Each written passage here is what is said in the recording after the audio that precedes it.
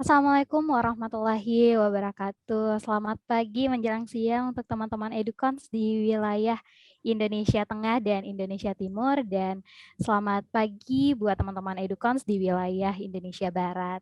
Salam sejahtera dan salam sehat untuk kita semua. Perkenalkan, saya Andriani selaku moderator pada webinar hari ini. Selamat datang di webinar Public Speaking di ruang virtual yang diselenggarakan oleh Edukons bekerjasama dengan Lab Series. Tentunya dengan menghadirkan narasumber yang ahli di bidang public speaking. Ya, teman-teman Edukons memiliki ide, gagasan, dan informasi yang banyak. Sepertinya masih belum cukup untuk saat ini jika kita tidak mampu membagi hal tersebut dan tidak mampu untuk mengkomunikasikan apa yang telah kita ketahui tersebut. Nah, disinilah kemampuan public speaking sangat dibutuhkan, apalagi nih ya untuk mahasiswa menghadapi dunia kerja nantinya. Ada yang bilang nih teman-teman Edukons, kalau kemampuan public speaking itu mengidentifikasi kemampuan kita dalam berkomunikasi secara personal. Dan hal ini menjadikan mahasiswa perlu memiliki kemampuan public speaking ini, karena dalam dunia kerja itu yang diutamakan adalah soft skill. Ada yang bilang 80% soft skill seperti leadership, teamwork, dan komunikasilah yang banyak berperan di dunia kerja, sedangkan 20%-nya adalah hard skill. Nah, beruntung banget nih teman-teman yang sudah hadir di webinar pada hari ini, karena di hari ini narasumber kita akan berbagi ilmu dan beberapa informasi terkait public speaking. Dan sebelum itu saya mau sapa dulu nih teman-teman Edukons, narasumber kita pada pagi hari ini ada Ibu Dr. Rita Gani. Selamat pagi Ibu. Selamat Apa pagi, kabar Mbak Ibu? Ini. Assalamualaikum warahmatullahi wabarakatuh. Selamat siang untuk teman-teman di Makassar. Sehat Ibu? Alhamdulillah. Alhamdulillah, senang sekali teman-teman Edukon saya bisa bertemu kembali dengan Ibu Rita Gani, walaupun ya masih dalam kondisi virtual, sepertinya rezekinya masih dalam bentuk virtual nih kita bertemu ya Ibu. Ya, ya baik teman-teman Edukon mungkin sudah pada nggak sabar nih untuk mau mengetahui apa itu public speaking dan bagaimana sih public speaking yang baik dan yang dibutuhkan gitu di ruang virtual khususnya. Namun terlebih dahulu teman-teman, saya akan membacakan CV dari narasumber kita pada hari ini. Ibu Dr. Rita Gani, beliau seorang dosen tetap di bidang kajian ilmu jurnalistik Fakultas Ilmu Komunikasi Unisba, dan saat ini beliau menjabat sebagai Kepala Laboratorium Fotografi Fakultas Ilmu Komunikasi Unisba. Selain itu, beliau menyelesaikan pendidikan dokternya di Pasca Sarjana Universitas Pajajaran pada tahun 2015, dan beliau juga memiliki hobi memotret, traveling, dan berolahraga. Beliau juga aktif menulis di berbagai surat kabar, mengisi materi di berbagai pelatihan komunikasi dan penulisan, serta melakukan berbagai penelitian yang berkaitan dengan ilmu komunikasi, khususnya media literasi, jurnalistik, public speaking, dan jurnalistik foto. Selain itu, ada hobi beliau yang dituangkan dalam bentuk tulisan, yaitu buku jurnalistik foto pada tahun 2013 dan virtual public speaking di tahun 2020. Selain itu, aktivitas akademik beliau juga diselingi oleh berbagai kegiatan organisasi. Beliau merupakan salah satu pengurus Mavindo Jawa Barat, co-founder Jaringan Pegiat Literasi Digital Japelidi sejak tahun 2015 yang lalu. Beliau juga aktif mengadvokasi masyarakat dalam kegiatan kampanye anti tembakau dan tergabung dalam Smoke Free Bandung. Wah, dari CV beliau nih teman-teman sudah terlihat kalau kita Edukons dan Live Series itu sudah menghadirkan narasumber yang tepat untuk berbagi ilmu terkait public speaking di ruang virtual. Dan tanpa berlama-lama lagi, untuk waktu yang efisien, saya persilahkan dengan hormat kepada Ibu Dr. Rita Gani untuk membawakan materinya. Silahkan Ibu. Terima kasih Mbak Andriani. Assalamualaikum warahmatullahi wabarakatuh. Aba Kaleba, teman-teman di Makassar, mudah-mudahan sehat semuanya ya. Ini kita bertemu lagi dalam kondisi yang masih di depan layar gitu. Saya minta maaf mungkin tampilan layarnya agak kurang bagus ya, tidak seperti Mbak Andriani karena kebetulan ini pakai kamera portable. Jadi laptopnya agak bermasalah, tadi kameranya kurang bagus, jadi saya pakai portable, jadi gambarnya tidak agak kurang sinkron ya, kelemahannya gitu. Baik, senang rasanya kembali ke Makassar untuk membawakan materi ini, virtual public speaking. Ini materi yang sejak COVID ya, sejak pandemi COVID-19, semua aktivitas kita di ruang virtual, aktivitas kita dilakukan secara online, maka ini menjadi penting gitu. Saya izin untuk share screen dulu. Ya. Mudah-mudahan sudah terlihat. Oke. Ya. Ini virtual public speaking ini menjadi sesuatu hal yang penting ya buat kita selama ini. Ini profil saya. Saya sehari-hari ngajar di Viko Unisba, kemudian tadi juga disebutkan, dan ini adalah media sosial, ada Facebook dan Instagram, silakan terhubung. Kemudian saya cerita sedikit tentang buku Virtual Public Speaking. Buku Virtual Public Speaking adalah buku yang lahir pada saat pandemi muncul ya, pada bulan September 2020 yang lalu. Buku ini saya tulis dengan teman saya yaitu Santi Indrastuti dan Ratri Rizky.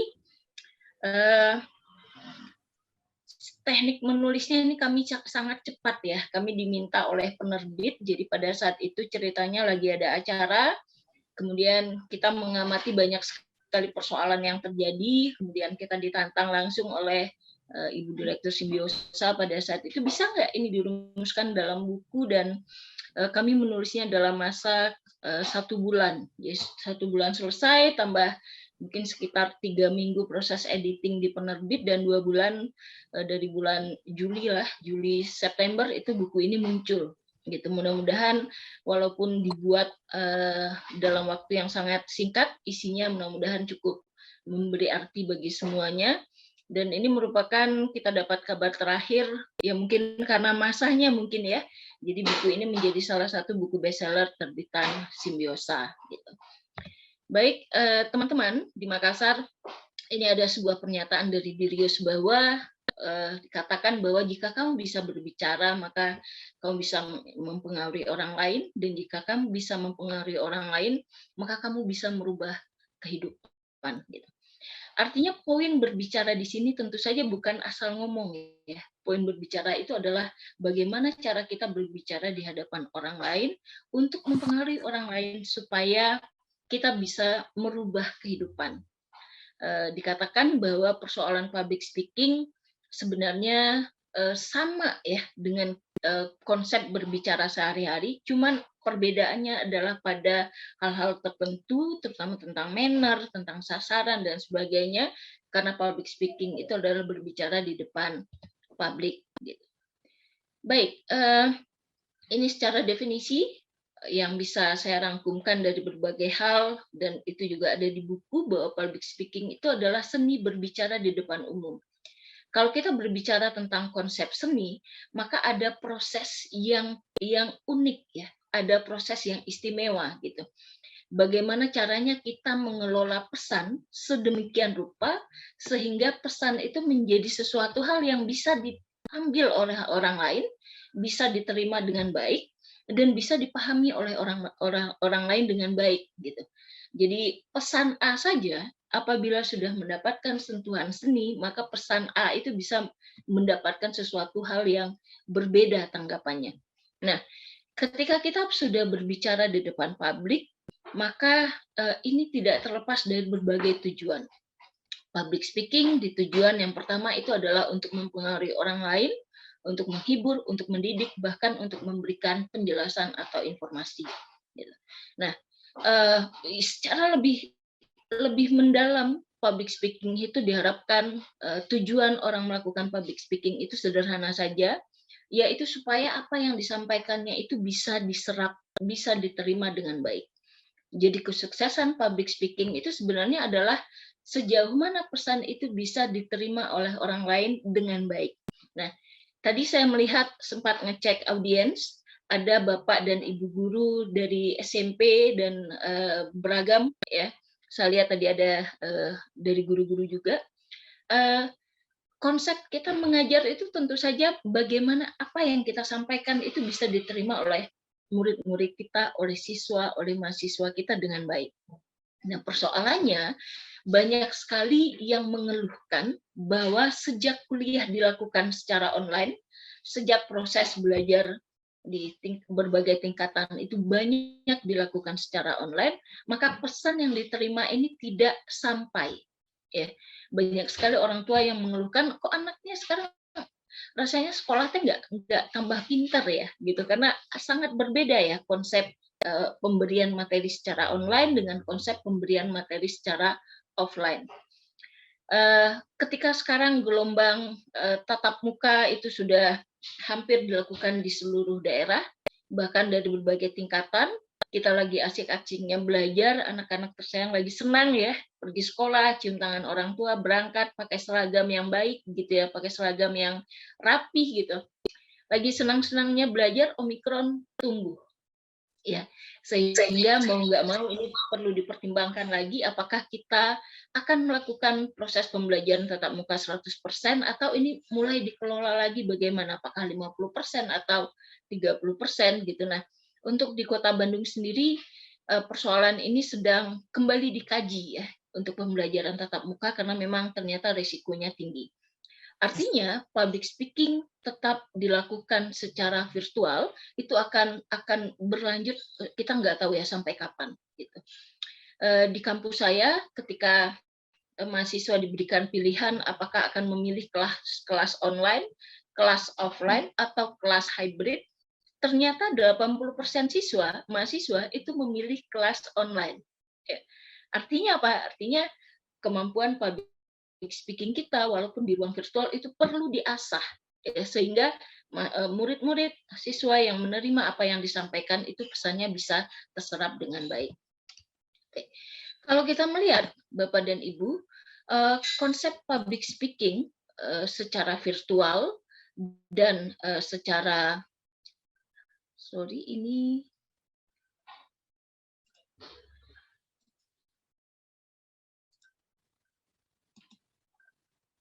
ya, konsep public speaking secara virtual dan public speaking secara biasa yang disampaikan itu sebenarnya perbedaannya itu sangat sedikit.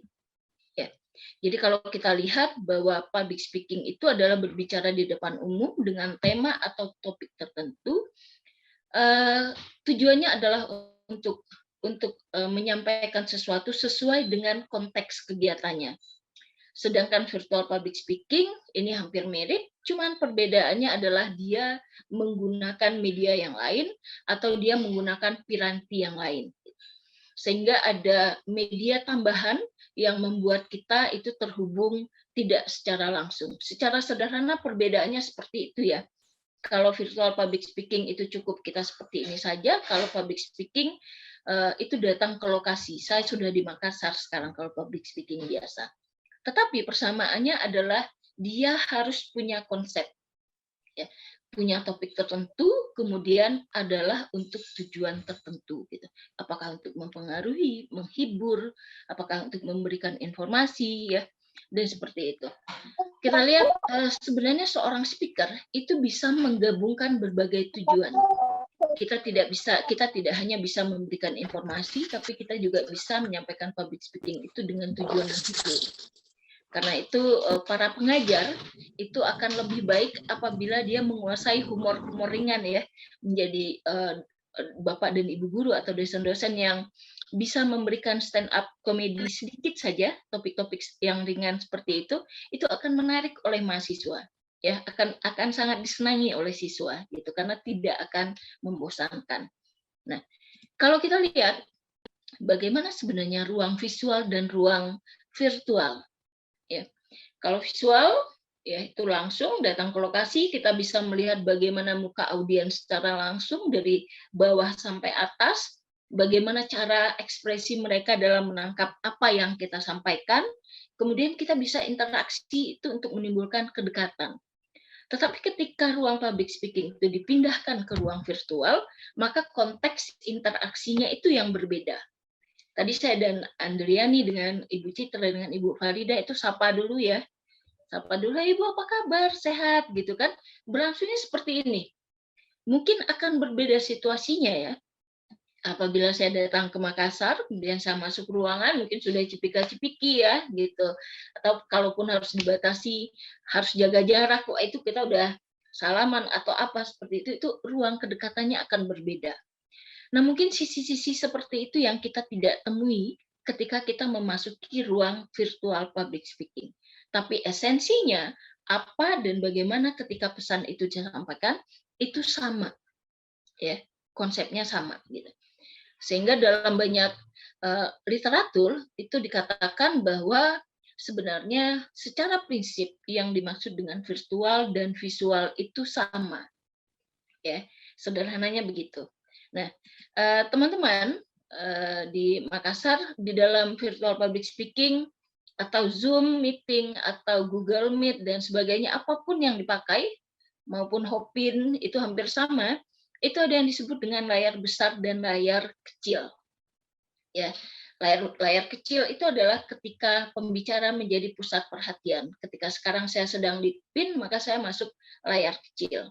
Tetapi ketika kita buka konsepnya itu adalah galeri, maka itu masuk kepada layar besar. Nah, sebenarnya secara sederhana, apapun medianya, apapun aplikasi yang digunakan, maka konsep layar kecil dan layar besar ini selalu ada. Dalam layar kecil, itu karena seorang pembicara itu menjadi fokus, maka dia harus menjaga berbagai hal. Ya, terutama manner di ruang publik ya, karena ini kan kita juga berbicara di ruang publik ya gitu. Nggak boleh sambil berbicara itu sambil makan gitu ya, sambil ngudap, itu nggak boleh gitu ya, karena itu berkaitan dengan etiket gitu. Kita juga tetap ketika kita menjadi fokus di layar kecil, maka seorang pembicara juga harus memperhatikan penampilan ya. Wah, ini kan cuma virtual saja, saya pakai daster aja lah, nggak bisa ya. Saya pakai jilbab panjang aja lah, pakai mukena aja lah, nggak bisa ketika kita diminta untuk menjadi fokus ya. Tetapi berbeda kalau situasinya itu kita lihat dalam konteks layar besar. Dalam layar besar sekarang itu ada dua ya teman-teman. Yang pertama itu cuman nggak ada videonya, jadi semuanya dimatikan. Kalau kita lihat di sini, ini konsepnya ini banyak sekali ya. Ada yang pakai foto sekarang, kemudian ada yang cuma nama saja gitu. Kalau misalnya semuanya sepakat ya, seperti foto yang di sebelahnya, sepakat untuk kita buka video ya. Biasanya video itu dibukakan kalau akan foto bersama ya, seperti itu. Maka konsep layar kecil tidak menjadi fokus ya. Ini berbeda. Jadi ketika Bapak dan Ibu teman-teman akan tampil di ruang virtual, perlu diperhatikan bagaimana konsep layar kecil dan bagaimana konsep layar besar. Ketika kita diminta untuk berada pada layar kecil gitu ya, maka urusan touch up ya, jerawat dan sebagainya itu akan kelihatan. Ya, jadi poinnya di sana gitu. Nah, lalu dengan adanya konsep layar besar dan layar kecil, ternyata banyak sekali persoalan yang timbul ketika kita masuk ke dalam ranah virtual public speaking. Ya, sebenarnya masalah-masalah yang terjadi dalam virtual public speaking inilah yang menjadi konsen ya, yang menjadi konsentrasi kami pada saat kami menulis buku.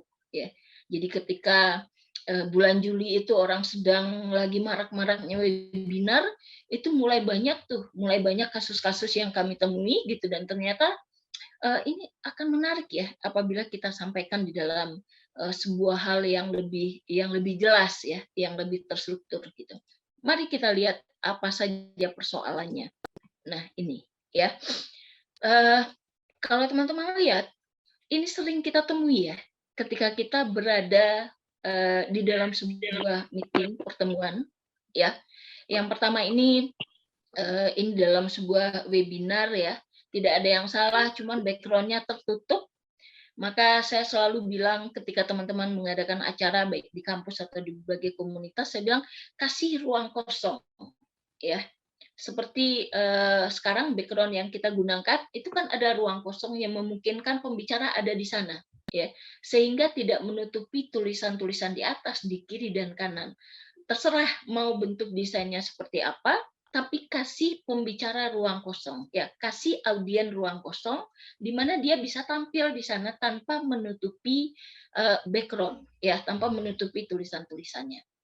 Kemudian yang di sebelah ini ada kursi tahta, nggak tahu tahta siapa, ya. Kalaupun akan tidak bisa hadir ya untuk standby di depan layar mendengarkan pembicara, boya kameranya itu dimatikan. Mungkin itu akan lebih wise ya gitu.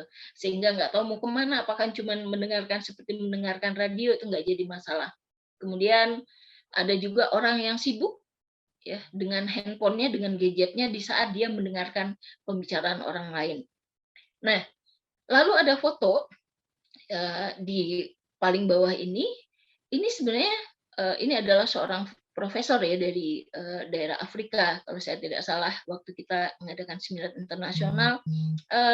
Yang salah dari bapak ini background-nya kita lihat ya, ini tujuannya sebenarnya baik mungkin ya untuk menampilkan bahwa dia adalah seorang seperti ini, tapi rasanya itu cukup membuat distraksi, ya, cukup mengganggu. Kemudian ini cahaya kacamata, dan yang paling ujung ini adalah seseorang yang mendengarkan webinar kemudian sambil santuy aja ya, sambil tiduran, sambil apa gitu. Nah, ini persoalan yang muncul ya. Bahkan di beberapa sesi webinar yang saya isi itu ada yang sambil makan juga, tapi videonya dinyalakan gitu. Nah, berapa banyak yang kita melakukan hal-hal seperti itu, kita tidak sadar bahwa sebenarnya ini adalah ruang publik. Lalu ada lagi beberapa hal yang perlu kita perhatikan. Coba kita lihat bersama, ini di waiting room, ini ada merek-merek gadget ya. Ada Android, Blue Droid, kemudian ada Oppo F11, kemudian ada nggak tahu nomor apa gitu ya. Kita lupa untuk mengganti nama gadget kita dengan nama kita. Ya.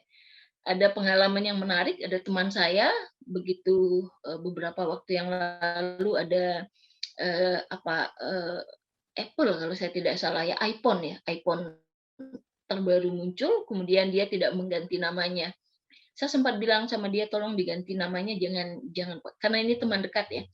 Saya bilang pakai nama saja gitu, itu belum diganti gitu ya. Dia bilang nggak jadi masalah lah, gue punya handphone baru. Dia bilang, jadi tujuannya adalah untuk pamer. Nah itu luar biasa juga ya gitu. Jadi hal-hal yang seperti itu sebenarnya gitu, itu tidak boleh dilakukan di ruang virtual ya, baik sebagai pembicara maupun sebagai peserta ya.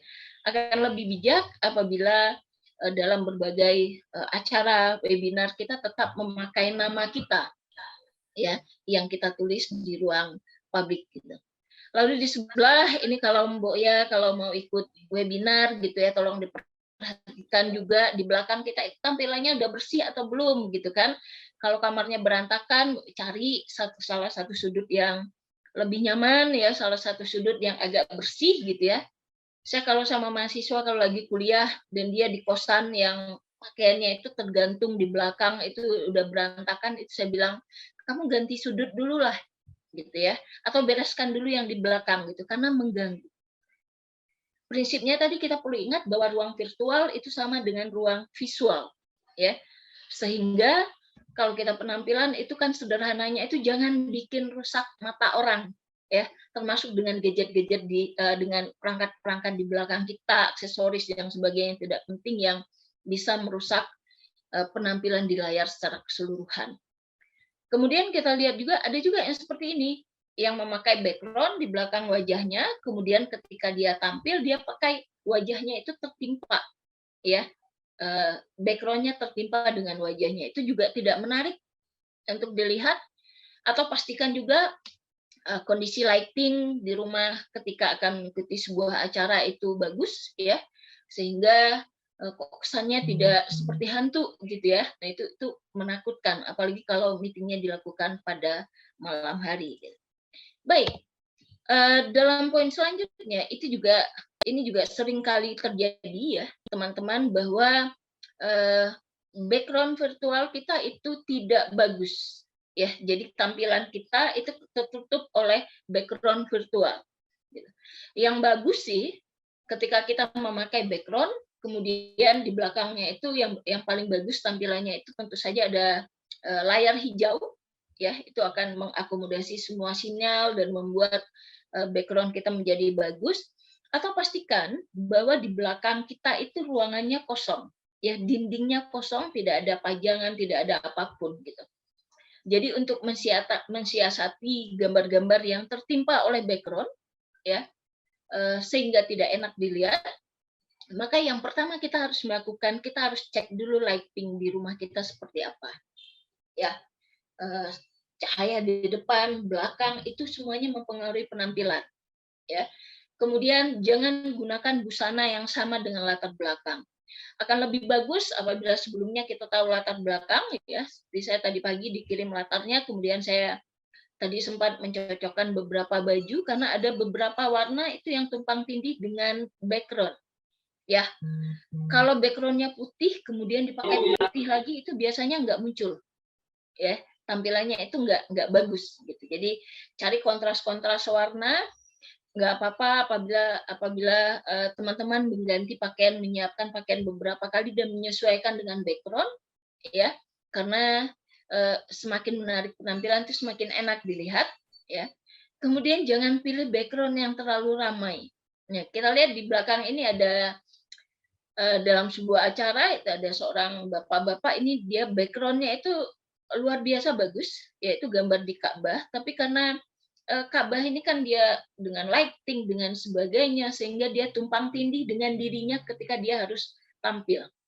Ya, jadi pastikan juga apakah background yang kita gunakan, background virtual yang kita gunakan itu masuk dengan diri kita ketika kita membuka video. Kecuali apabila teman-teman merasa bahwa nggak perlu muncul, gitu ya. Kalau tidak perlu muncul ya sudah pakai saja foto profil, ya, cari foto profilnya yang menarik, ya. Kemudian ya akan lebih baik apabila kita punya green screen, tapi tidak semua orang memiliki hal ini. Nah, Bapak dan Ibu, teman-teman di Makassar, kalau kita lihat ini adalah persoalan kita sehari-hari ketika kita berada di ruang virtual. Ya, mungkin kita semua di sini mengalami hal ini ketika kita berhadapan di ruang publik, ya. Apakah sebagai pembicara maupun sebagai peserta, ya. Kalau peserta lihat pembicara, wah itu kok jelek sekali ya tampilan Bu Rita, itu kira-kira kenapa? Nah, kita bisa menganalisa dari poin ini. Tapi sebagai seorang yang memang sering kali bicara di depan publik, ini tentunya perlu menjadi perhatian kita bersama. Oke, dengan sekian banyak persoalan tersebut, maka persoalan virtual public speaking itu juga membutuhkan banyak aturan. Ya, apa saja yang menjadi aturan? Yang pertama itu sungguh-sungguh. Jangan sampai karena ini acaranya diadakan secara online, maka kita bisa datang sesuka hati. Ya, di kelas biasanya kalau saya ngajar, saya tetap memberlakukan aturan 15 menit. Jadi untuk ngecek absennya itu adalah di 15 menit pertama. Itu biasanya saya screenshot. Kalau yang telat-telat itu saya biarkan masuk, tetapi nggak saya anggap sebagai sebuah kehadiran. Ya, jadi perlu kesungguhan walaupun proses belajar dan mengajar itu dilakukan di ruang online. Ya, perhatikan komunikasi nonverbal, jangan sambil makan, jangan sambil minum-minum dan sebagainya gitu ya. Ngunyah, nah itu hal-hal yang juga menjadi hal yang perlu diperhatikan ketika berada di ruang virtual. Komposisi ruangan, nanti ada yang lebih bagus, saya tampilkan fotonya. Karena ketika saya menampilkan background saya, posisi saya di ruang sekarang itu kurang menarik, mungkin Mbak Andriani itu tampilannya cukup presisinya cukup bagus ya. Kemudian identitas yang jelas, tadi sudah ada contohnya, ganti gadget semahal apapun gadgetnya, jangan pamer ya, pakai nama aja, nama istilah, nggak apa-apa kalau mau pamer gelar dan sebagainya itu silakan gitu, tapi pakai identitas yang jelas. Jangan pakai nama suami, nama istri, nama anak, atau nama siapapun itu ketika masuk ke sebuah webinar atau rapat. Ini seringkali terjadi ya, dalam sebuah rapat ketika ada pertanyaan kita memanggil ternyata bukan dia ya, ternyata dia memakai akun anaknya misalnya seperti itu. Jadi pastikan identitas ini menjadi jelas gitu, karena ini merupakan ciri khas kehadiran kita ya. Disiplin itu menandakan konsep sungguh-sungguh tersebut. Berikan kesan yang baik, artinya di ruang Zoom ini banyak sekali ya reaction ya, kalau tidak bisa tepuk tangan gitu ya, kan ada reaksinya itu macam-macam ya, ada tanda love gitu ya, ada tanda smile, kemudian ada macam-macam lah emoticon yang ada, itu berikan reaksinya ketika berada di ruang virtual. Latar belakang penampilan tadi sudah dijelaskan, komposisi badan ya, kemudian bahasa komunikatif yang baik dan benar, gunakan bahasa yang baik dan benar. Kalau bercanda boleh, tapi juga perhatikan batasannya gitu ya, termasuk menjaga sopan dan santun. Nah, ada yang menarik teman-teman, ketika memasuki ruang virtual, seringkali kita berkomunikasi itu di room chat. Nah, kadang kita lupa bahwa room chat tersebut juga menjadi bagian penilaian. Ya, ada yang so akrab gitu ya, menyapa dengan bahasa-bahasa yang hanya mereka yang tahu, padahal tuh banyak orang lain yang menilai. Saya seringkali menjadikan ruang chat ini sebagai bagian dari penilaian ketika berada di dalam kelas gitu ya. Apakah mereka menyapa satu sama lain gitu kan. Pernah kejadian ketika masuk sebuah kelas, kemudian mahasiswa ini sudah lama tidak bertemu mungkin dan kangen-kangenan, kemudian nyapanya di ruang chat menggunakan bahasa Sunda yang kasar. Wah, itu saya perhatikan dulu, saya nggak mau masuk ya. Kita lihat aja dulu alurnya ya. Kemudian itu saya print ya, saya save hasil diskusi mereka, dan terakhir saya kasih peringatan gitu ya, saya bilang bahwa apa yang sudah kamu sampaikan tadi di ruang chat itu sudah saya rekam dan itu bagian dari penilaian etiket dan etika. Jadi rekam jejak digital itu menjadi sesuatu hal yang penting ya ketika kita berada di ruang online. Jangan sampai mengikuti seminar cuma pakai daster Lakbong, kemudian kameranya dibuka, di screenshot oleh banyak orang, kemudian itu disebarkan, itu hati-hati. Ya. Karena sekarang rekam jejak digital itu jahat ya. Orang bisa pakai screenshot, orang bisa pakai rekam dan sebagainya untuk mempermalukan seorang. Ya, jadi kita perlu menjaga sopan santun, karena walaupun dilakukan secara online itu adalah ruang publik. Nah, pada konsep etiket di virtual public speaking itu ada beberapa hal yang berbeda ketika kita melakukannya dengan public speaking biasa. Yang pertama itu adalah fitur audio. Ya. Untuk menjaga lalu lintas pembicaraan yang nyaman, yang aman, tentu saja masing-masing peserta harus mengingat ya untuk mematikan fitur audionya ketika itu tidak penting. Ya. Jangan sampai kita ngobrol di belakang lagi gosip, kemudian ternyata bocor, itu bermasalah ya. Jadi pastikan fitur audio itu kita matikan ketika kita tidak merasa perlu untuk ngomong ya, tapi kita buka ketika kita harus menyampaikan aspirasi ya, atau ketika kita ngomong, memberikan apresiasi melalui reaction tadi. Kemudian fitur video perlu diingat pada saat apa kita menampilkan fitur video dan pada saat apa kita menahannya ya. Kalau lagi makan dengerin kuliah sambil kerja biasanya gitu ya, itu banyak sekali ya mahasiswa yang sekarang kuliah itu sambil bekerja. Kalau di Bandung mahasiswa saya itu kebanyakan adalah menjadi barista. Jadi ketika saya minta untuk buka video semua, itu mereka buka, itu terlihat mereka lagi kerja. kadang saya izinkan ya karena saya tahu mereka prosesnya, kemudian kadang ya mereka tutup gitu. Jadi kita perlu memperhatikan itu. Sertifikat. Nah, ini hal yang lucu ya. Terutama untuk Bapak dan Ibu pengajar ya, untuk pegawai gitu atau untuk mahasiswa-mahasiswa yang ketika dia lulus itu harus ada mengumpulkan beberapa sertifikat. Jangan kejar panitia pelaksana acara dengan pertanyaan sertifikatnya sudah dikirim atau belum. Ya, ini banyak sekali loh kejadiannya. Jadi mengikuti sebuah acara, mengikuti sebuah seminar itu tujuannya adalah untuk mendapatkan sertifikat gitu. Nah, berapa banyak kita yang melakukan itu ya? Ini kan adalah wilayah etiket sebenarnya ya gitu. Jadi apakah mengikuti acara itu karena ada free sertifikat atau memang karena butuh gitu.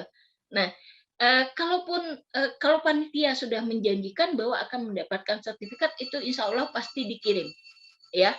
Tapi kalau tidak, ya sudah gitu. Saya sering kali mengikuti acara webinar yang nggak ada sertifikatnya ya, cuman karena topik-topiknya itu lucu aja dan menarik gitu kan. Sekarang kan banyak sekali ruang kita berkumpul gitu. Jadi kita perlu memperhatikan juga bahwa ini menjadi bagian manner ya. Ada juga nih pengalaman ya sama dosen gitu kan, karena butuh untuk ngisi BKD dan sebagainya gitu. Ada mengikuti sebuah acara dan di acara tersebut tidak disediakan sertifikat gitu. Kemudian dia menghubungi panitianya, bisa nggak dibuatkan saja sertifikatnya buat saya sebagai peserta. Itu kan secara manner itu nggak elok ya. Jadi kita perlu memperhatikan proses sertifikat ini juga masuk pada bagian manner ya. Identitas tadi sudah saya jelaskan. Kemudian pada bagian 6 kita perlu cek ID meeting dan password. Ini poinnya di mana?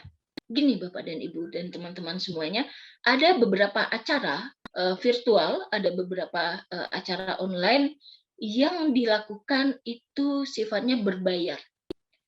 Jadi kalau dia sudah melakukan pembayaran, memenuhi syarat-syarat tertentu, dia baru mengikuti ID meeting, dia baru mendapatkan ID meeting dan password. Artinya, acara tersebut dibuat secara khusus dan tidak dibuka untuk publik. Maka akan lebih baik apabila ID meeting dan password tersebut kita keep saja buat kita, tidak kita share ke teman-teman yang pengen ikut tapi nggak mau bayar.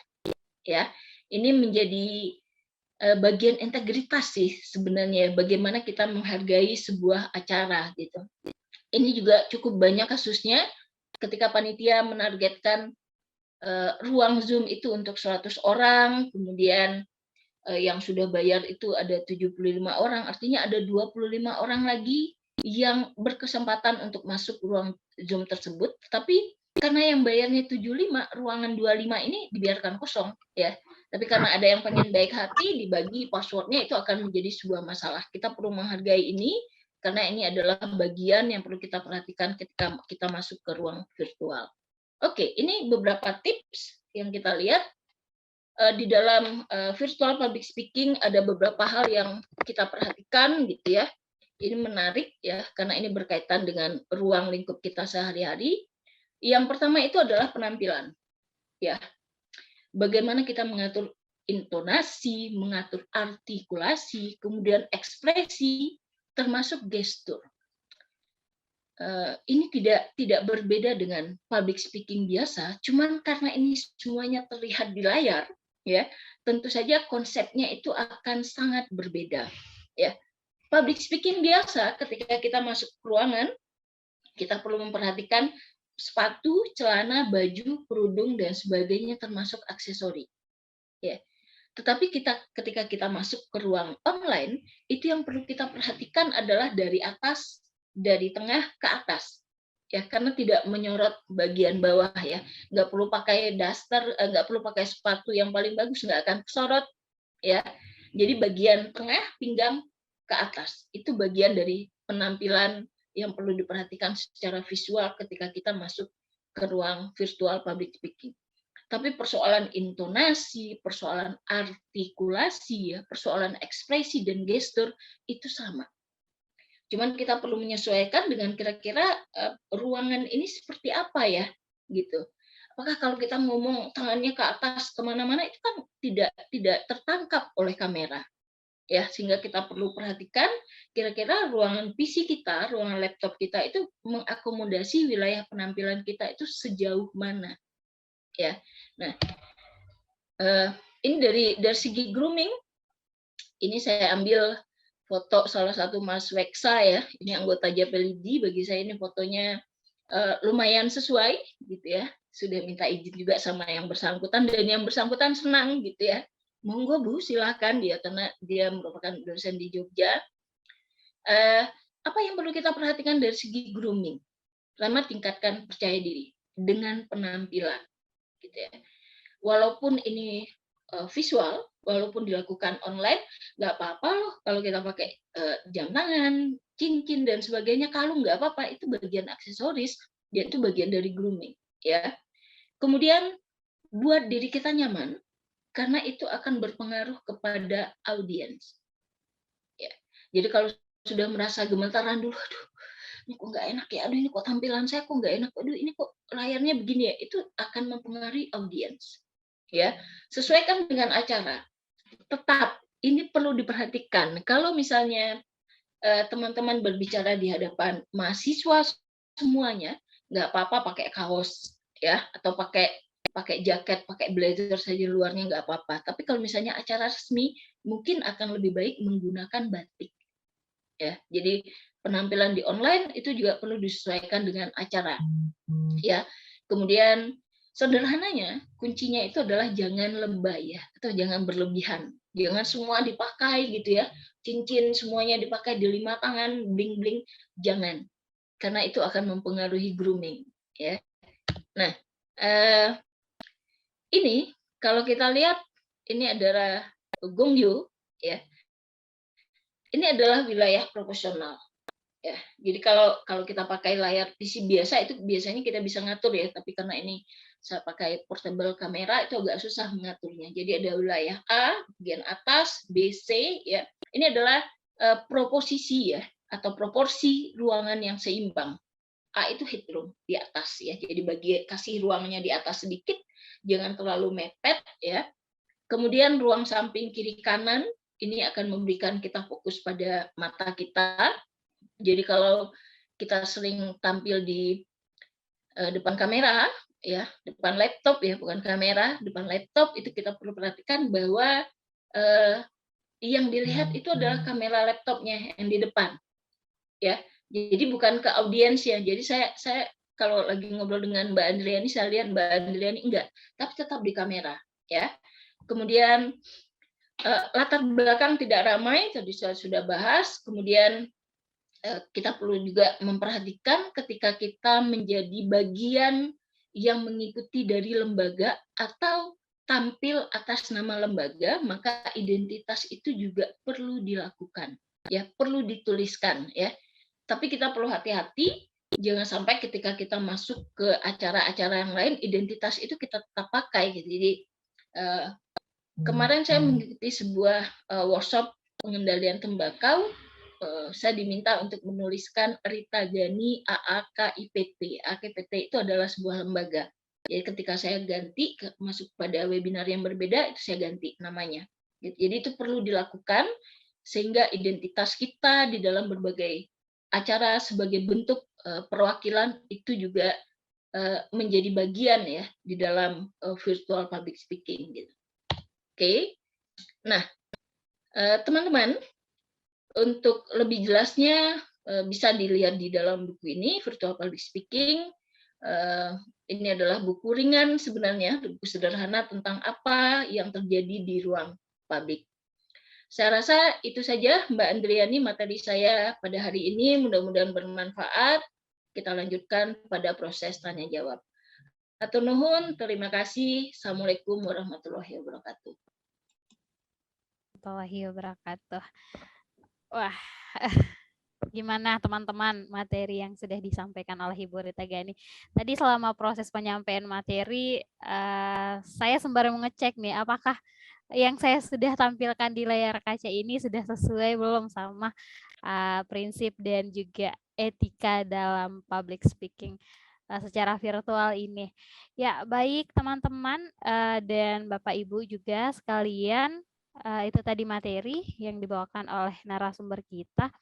Kita lanjutkan ke proses tanya jawab di sesi tanya jawab.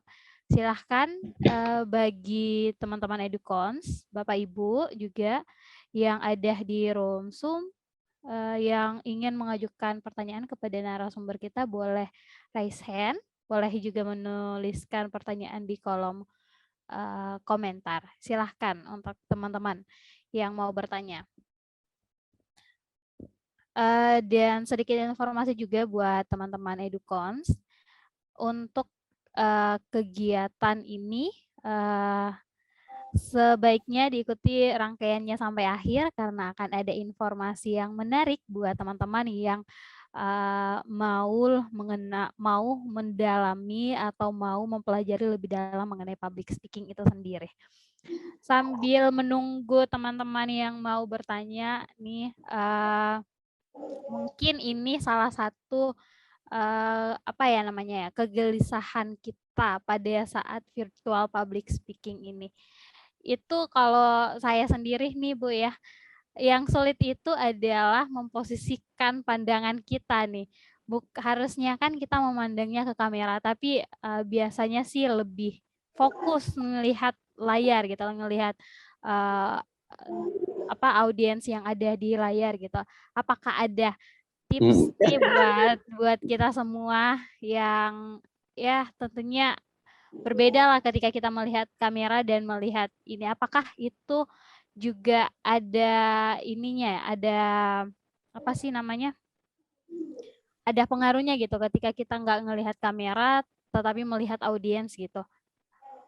Ya, yang pengaruh yang paling dasar sih nggak enak dilihat itu aja ya. Seperti sekarang coba saya lihat ke Mbak Andriani ya, kan itu saya nggak lihat ke kamera sekarang ya, kan posisinya kan jadi berbeda ya gitu. Nah, akan berbeda apabila saya menatap kamera. Nah, ini ada tips ringan ya, Bapak dan Ibu teman-teman, ketika kita mengalami persoalan seperti yang disampaikan oleh Mbak Andriani tadi, itu kita biasa mengatur posisi meja, ya posisi layar laptop atau layar handphone kita dengan garis yang sejajar. Jadi mata kita dengan kamera handphone atau laptop itu biasanya sejajar.